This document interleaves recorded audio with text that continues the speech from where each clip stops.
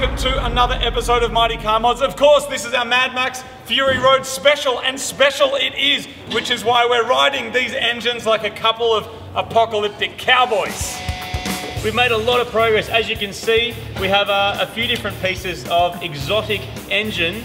My good friend here is riding a Japanese, highly advanced, double overhead cam, turbocharged SR20. SR20, very light. One of my favourites. My engine, on the other hand, is a big... Oh, it's your engine now. Well, it's my I like that. It's like, I've got the inferior engine and you've got the better engine. Look, they're a bit different. Yeah, Mine's nice. got push rods, one cam. It's pretty old school in that way, but... Yours has got 8 cylinders. It does have 8 cylinders. And it's going to be awesome for doing skids. And in that little Sylvia shell, it's going to be a good thing. It's going to be ridiculous. So, of course, we are building an apocalyptic vehicle based on a Nissan Sylvia S chassis. Which some people may not think is the best chassis for apocalyptic driving. I believe it is the best choice just because it has the street cred that people have come to expect. I'm going to call it Apocalypse Cred. What about Apocalypse Sylvia? It doesn't roll off the tongue. Anyway, forget that. We have made a lot of progress. This is the big one though today, because we are getting the V8 and putting it in the Nissan shell. That's right. Lots of custom, lots of welding, lots of chopping up metal. I'm excited. I'm excited as well. I haven't been this excited about an engine swap in a long time. And I'm also going to say, we've got a brilliant team. We do. Like, we've flown people in from all over the place to help us. We're doing this over a very, very short span of time. You know, just the spare time that people have. So anyway, it's going to be a big day. Less ranting. Let's get to it. Martin, welcome to V8 Man. V8. The engines are out of the cars, but before we stick our heads in the engine bay, we've got to finish off the roll cage. Alright, so what we're going to be doing is for the top part of the roll cage, there's some plates that are going up here inside the wheel arch. So Marty's going to drill through, which is why I'm going to be careful where my hands are. Plate goes on, that's bolted on, that's done, then the V8 goes in. Chuck me some bolts, dude. When you're drifting, you want to be as low as possible, but we're going up, which means we're raising the centre of gravity, so we want to make sure the car is as safe as possible. Okay, so the roll cage is in. So now we're just putting a couple of wheels back on the end so we can get it back on the hoist. And then it's time to stick a V8 in it.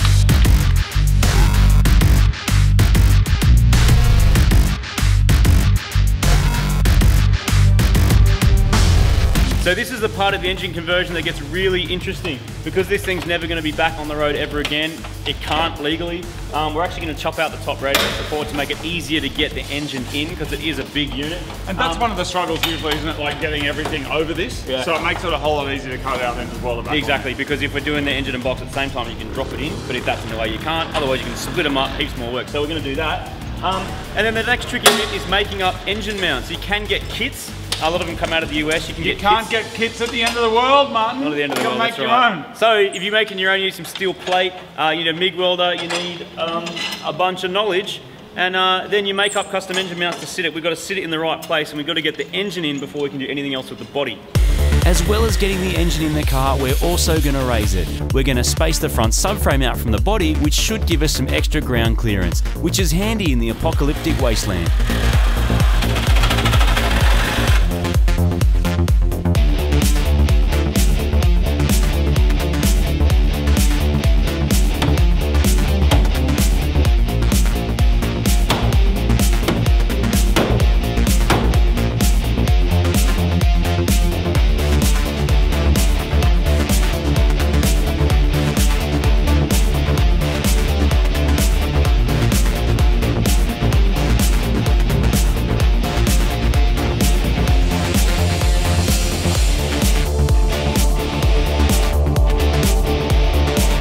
Our DIY square steel and crust tubes are getting bolted on, which is going to raise the body by 40mm.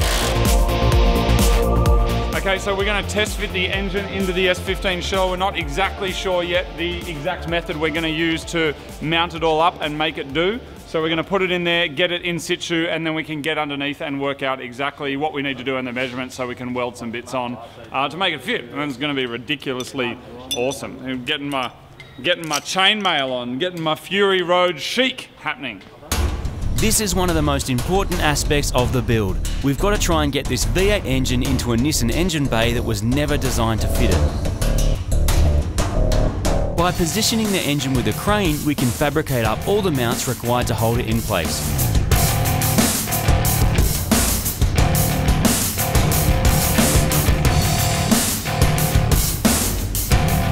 Turbo Yoda is welding up some custom engine mounts which are made from 6mm steel plate. This is going to adapt the V8 engine mounts to the Nissan subframe to hold it all in place. So what we're going to do is, because the guys are busy on the hoist trying to get the engine working, we've got to actually start paint stripping the car. So we had a look at the trailer and the car's are either black, rusted or bare metal. We don't know exactly what we're going to do yet, but we know that they're not going to look pearl white. So just in terms of like keeping the ball rolling, we're going to remove any panels we can. So Hawkins is back there taking off the boot lid because we actually sold that, as you know. Actually, we never owned that. So we're taking that off, taking the doors off. We got the side panels, we got the bonnet, so we're going to take them outside and paint strip them, and that means those guys can keep working in the engine bay. Another challenge is working out how to get the clutch to work. With the clutch master, man, we just need to probably mix and match from the rod, because this being the Commodore one, that being the Nissan one.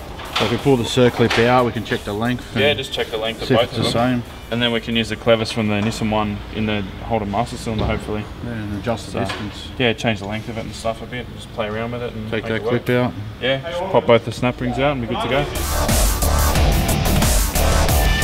We've got the passenger side door off, and the next thing we've got to sort out is our power steering. So we've just been playing around with the power steering line, and this is the original SR20 line with the original SR20 banjo bolt, and that's the Holden power steering pump. No, it doesn't fit, does it, Benny? It's like straight in, dude. Ah! You just got to shorten that bolt, shorten the banjo bolt 5mm, and it's like a glove. It fits your Nissan. The Holden parts. It was made for it. That's so good.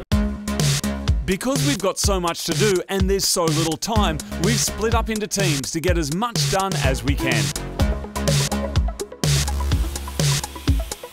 We've done the engine mounts, we're just welding them up finally, ready to go back in. Gearbox mount's done. Just got to get a tail shaft just adapted to suit this new gearbox. Yep. And this is actually now your specialty, isn't it? Like when it comes to one of, but when it comes to the nerdery of actually making the engines work with this, like this is your rainbow. Yep. That's what gets you excited on a Friday night. Yep. We've managed to lift the front of the car, but raising the back is shaping up to be a real challenge. The problem is there's studs that hold the subframe in, not bolts. Yeah. So they're actually welded to the car, it's not bolted in. Yeah, you can't extend them very easily, like with the only way to extend those studs is if we cut the whole stud out of the floor and then like weld a gusset in with a longer bolt. A lot of work. And getting that accurate as well, because there's no point doing all that and then the subframe's 10mm to one side. It doesn't sound like we can do that quickly. No, exactly. No. Yeah. We can't get away from the end of the world if we have to spend an entire day just doing the rear subframe. Yeah. Well, how about I get these off, I'll get the coilover out, and I'll see how much droop we've got, and I'll measure for how long until we bottom out, and then I can work out how big to make the spacer for the coilover. Let's do it. While Andrew investigates raising the rear of the car, Scotty and Turbo Yoda start decoding the wiring. The guys from Hypertune have come down and we're going to see if they can fabricate something to lift our rear. Meanwhile, the engine is in position, so it's time to get our mounts in and the clutch working.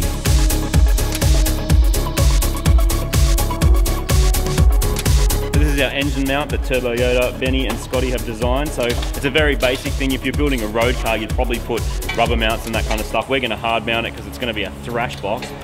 So basically it's just some flat plate, 6mm by 100 plate with some gussets in there, and that's going to go between the engine mount that's on the side of the V8 and the cross member that's there. So they've measured it up with the engine in place, so all we have to do is slide that in and then bolt it down, and the engine's officially attached to the car. It's a couple more mounts to go up through the tunnel and up to the diff, and yeah, engine will be mounted.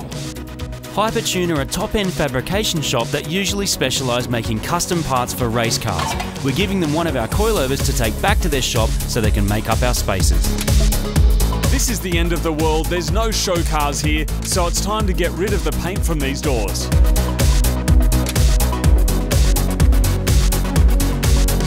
This paint stripper is nasty, so if you ever find yourself using it, make sure you use proper gloves and mad safety gear.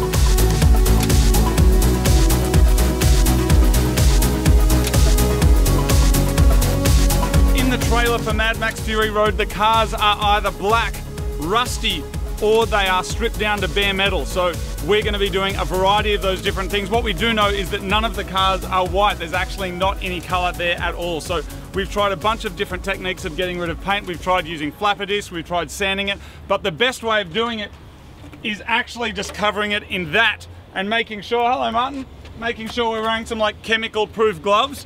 We put this on, that should fry the doors like bacon, and then we can literally just skim the paint off, can't we, Martin? The trick is to rough it up first heaps so that the paint stripper's got something to bite into. So you use really, really thick sandpaper and you scrub it. And then you can try this at home. Make your own Mad Max vehicle to head to the shops. It's gonna be awesome.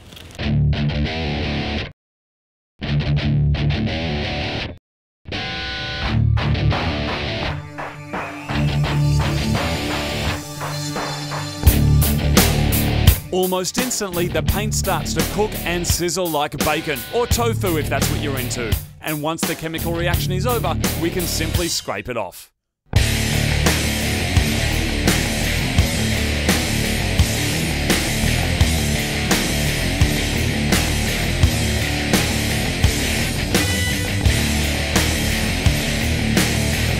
The paint is coming off easily, and meanwhile inside there's great progress happening on the car, and we've just found a 200SX boot lid in the spare parts bin. Our boot is getting the same treatment as the doors, and pretty soon it's sizzling like a bunch of shrimp on a barbie. We don't actually call them shrimp over here, by the way, we call them prawns.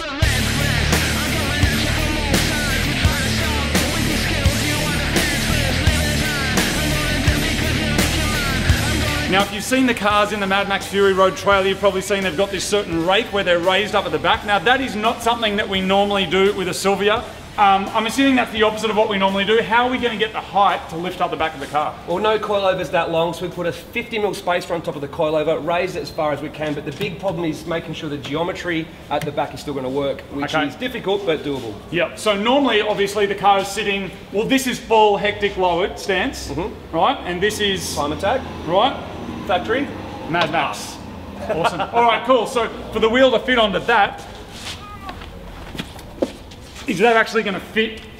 No. No. So angle grinder, and just get rid of that, and you're probably going to have to take that out as well. These Silvias were never designed as off-road vehicles, and even with our body lift, there's no way our mud tyres are going to fit properly, so we've got to start hacking panels.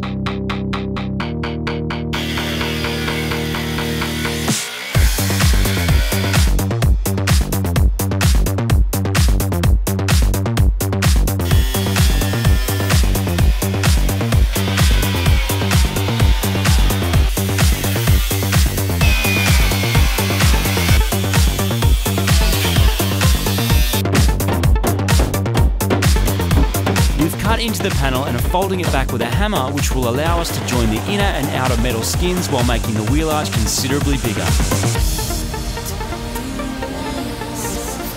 We've only been using one rim and tyre to measure up around the car, but now the panels are hacked, we're getting the rest of the rims and tyres fitted up.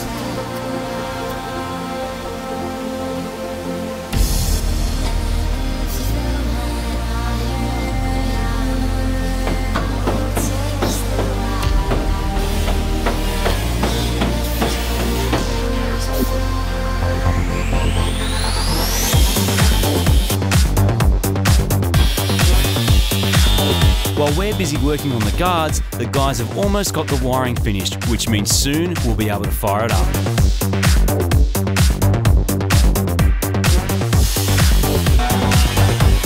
Now that the arches have been cut and folded, Benny's cutting out metal from a Subaru WRX boot lid, which we're going to rivet onto the rear guards to reinforce them.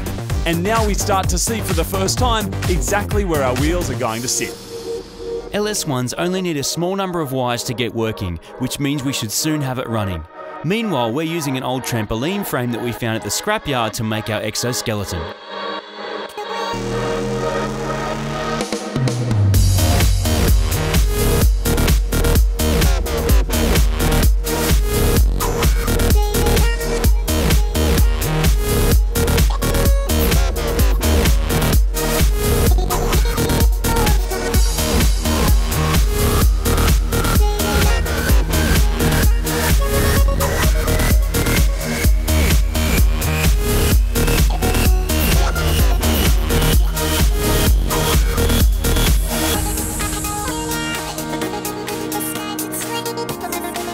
The boys have finished wiring up the engine and we're about to turn the key for the first time.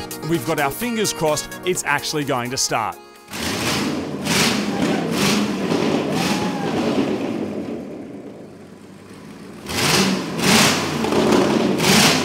And that is music to our ear holes. Next up, the boys are going to get to work on the exhaust system while we continue our body modifications.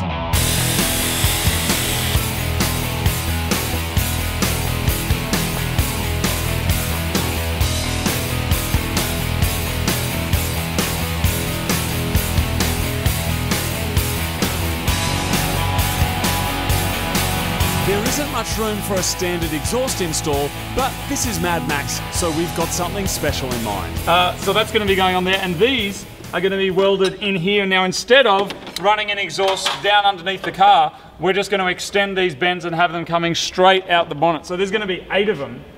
And how do we actually work out the angle, Turbo Yoda?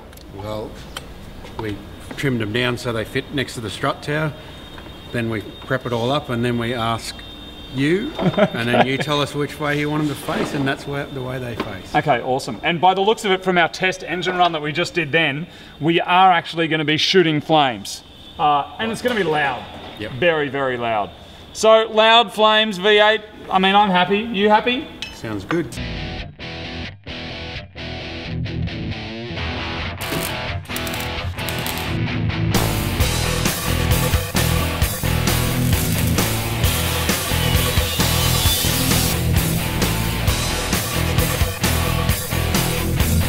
Camber arms, check. Tension rods, or caster rods, check. And these should be toe arms. Check. Yeah! Look at that! Have a bit of rod, mate. Toe arm. That's for put that on your arm? No, you got to hold on. Toe arm. Two-door cars are not well known for their storage space, so our exoskeleton is not just going to look apocalyptic and mad, it's also going to function and let us strap extra fuel and tyres to the top of our car.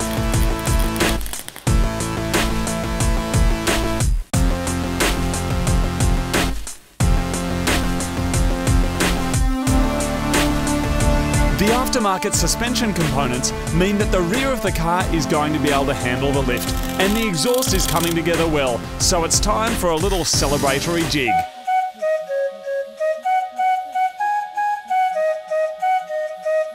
Another WRX boot lid gets hacked up. The shifter is going to poke out in a different position inside the car, so Benny's using the boot lid to make a plate to strengthen the transmission tunnel. These jerry cans are looking way too new, so they're about to meet our friend Mr. Paint Stripper.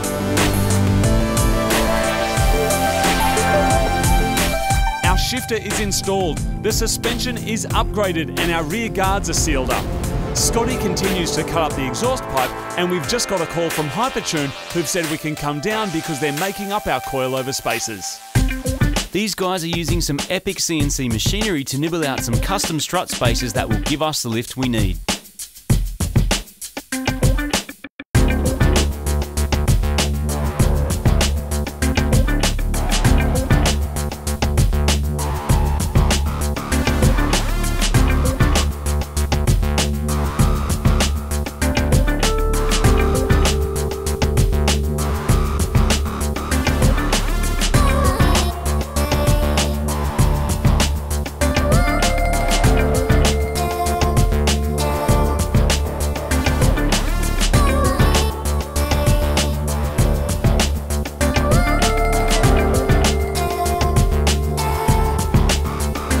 The exhaust on this side of the engine is now completely finished. The other side is going to be more of a challenge because there's very important brakes and clutch sitting exactly where we want our pipes to be.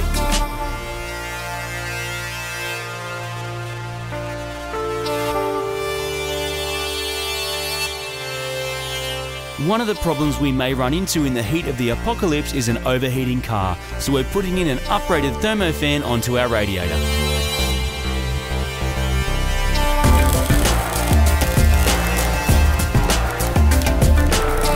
We've been doing a lot of welding around the rear window, and it looks like the heat and stress has finally got to it. So this glass up the back just spontaneously smashed. We weren't even touching it, maybe due to the heat of welding around it.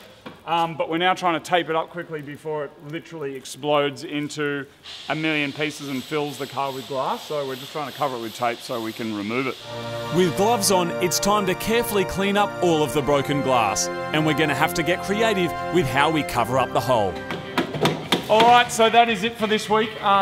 This is our first kind of small setback. Which is pretty minor considering what we've done transformation-wise. Yeah, I mean, there's a running V8 in there now, but that's where we're up to. We've still got a lot to do. What do you want to see? What kind of things do you want done on the car? There's obviously still lots to do, and that is before we even test the thing. But that is it for now. Of course, keep your eyeballs on our Facebooks, which is facebook.com/Mighty Car Mods. And there's probably photos and stuff about this car, which is hashtag MadMaxMCM, so have a look at that. That's it. We're going to keep working into the night. We'll see you next week.